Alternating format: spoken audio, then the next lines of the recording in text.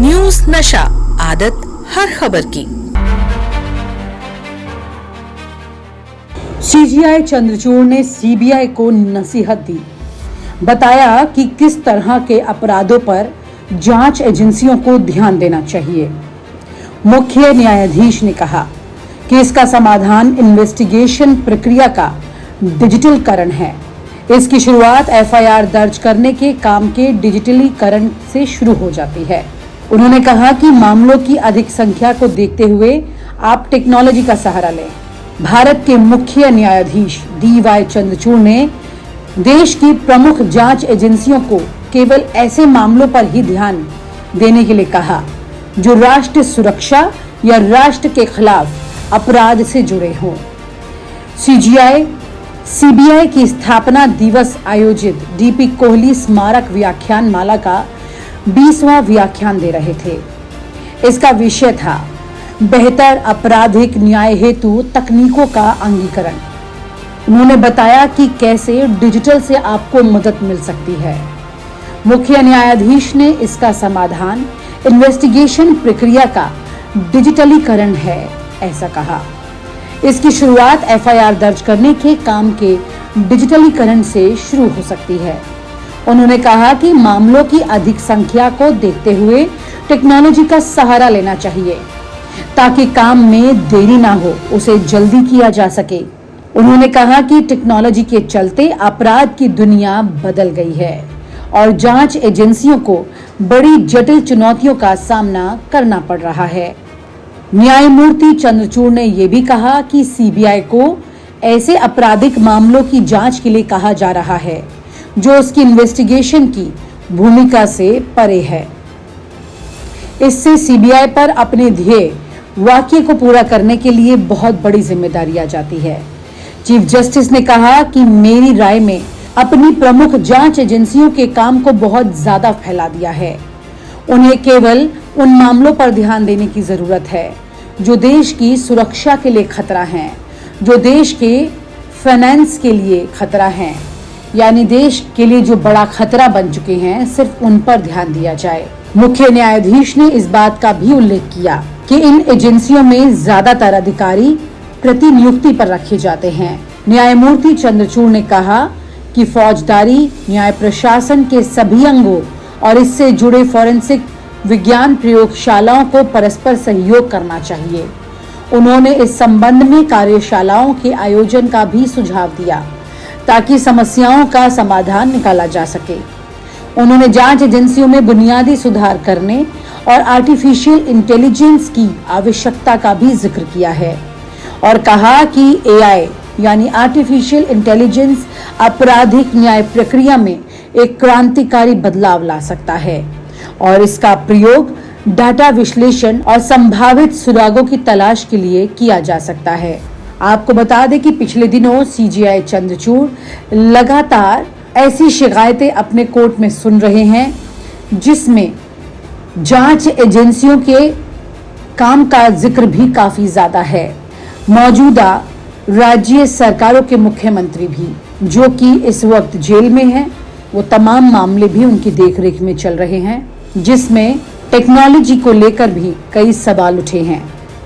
उसकी ट्रेल की मेंटेनेंस को लेकर भी कई सवाल उठे हैं, जिसमें जांच एजेंसियों को कई बार डीवाई चंद्रचूड़ खुद हिदायत दे चुके हैं।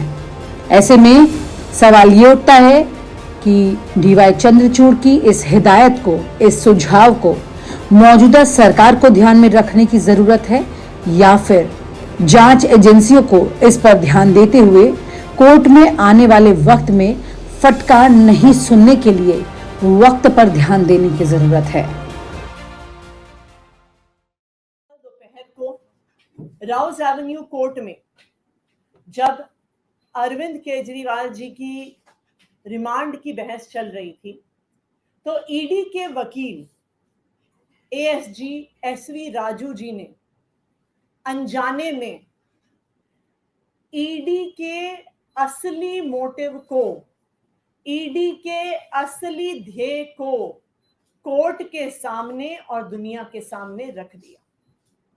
कल एसवी राजू जी कोर्ट में कहते हैं वो कोर्ट में ये कहते हैं कि हमें अरविंद केजरीवाल जी को कुछ दिन और कस्टडी में रखने की जरूरत है, क्योंकि अरविंद केजरीवाल जी ने अपने फोन का पासवर्ड हमें नहीं बताया।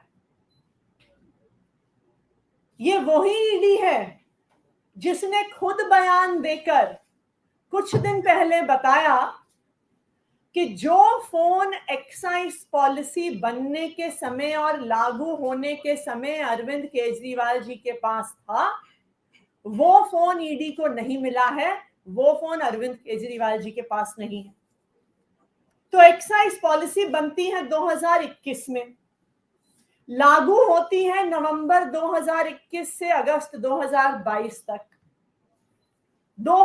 अगस्त 2022 से ईडी की गिरफ्तारी के बीच में 1.5 साल से ज्यादा का समय बीत जाता है।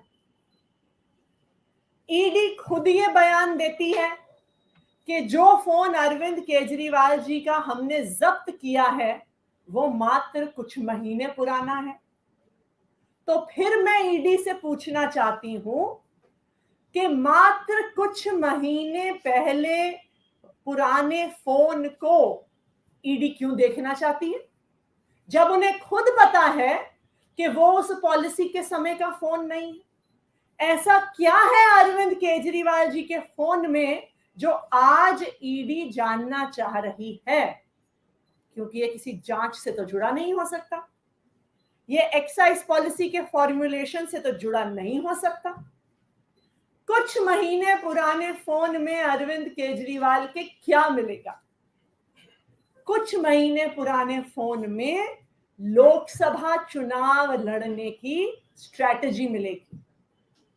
कुछ महीने पुराने फोन में अरविंद केजरीवाल की इंडिया अलायंस के बाकी सब लीडर्स के साथ क्या बातचीत चल रही है वो मिलेगी। अरविंद केजरीवाल के फोन में कॉन्स्टिट्यूएंसी बाय कॉन्स्टिट्यूएंसी आम आदमी पार्टी जिन 23 सीटों पे चुनाव लड़ रही है उसका सर्वे मिलेगा। आम आदमी पार्टी जिन सीटों पे चुनाव लड़ रही है उसका पूरा कैंपेन प्लान मिलेगा। आने वाले लोकसभा चुनाव में आम आदमी पार्टी का क्या कम्युनिकेशन और मीडिया और सोशल मीडिया प्लान है ये मिलेगा। तो अरविंद केजरीवाल जी के फोन का पासवर्ड ईडी को नहीं चाहिए, अरविंद केजरीवाल जी के फोन का पासवर्ड भारतीय जनता पार्टी को चाहिए। वो अरविंद केजरीवाल जी के फोन से ये जानना चाहते हैं कि आम आदमी पार्टी की चुनाव में क्या तैयारी है। वो अरविंद केजरीवाल जी के फोन को देखकर जानना चाहते हैं कि आम आदमी पार्टी की दिल्ली की सीटों में, पंजाब की सीटों में, गुजरात की सीटों में, असम की सीटों में क्या चुनावी स्ट्रैटेजी है। वो जानना चाहते हैं कि आम आदमी पार्टी जिन सीटों पे चुनाव लड़ रही है वहां पे सर्वे क्या कह रहे हैं। वो जानना चाहती हैं कि जो इंडिया अलायंस ने देश भर में चुनावी सर्वे करवाए हैं वो सर्वे क्या कह रहे हैं। इसलिए अरविंद केजरीवाल जी के फोन का पासवर्ड ईडी को नहीं, भारतीय जनता पार्टी को चाहिए। और ईडी ने फिर से एक बार साबित कर दिया है कि वो भारतीय जनता पार्टी का मात्र एक राजनीतिक हथियार है। अरविंद केजरीवाल की गिरफ्तारी का किसी जांच से कोई लेना देना नहीं है।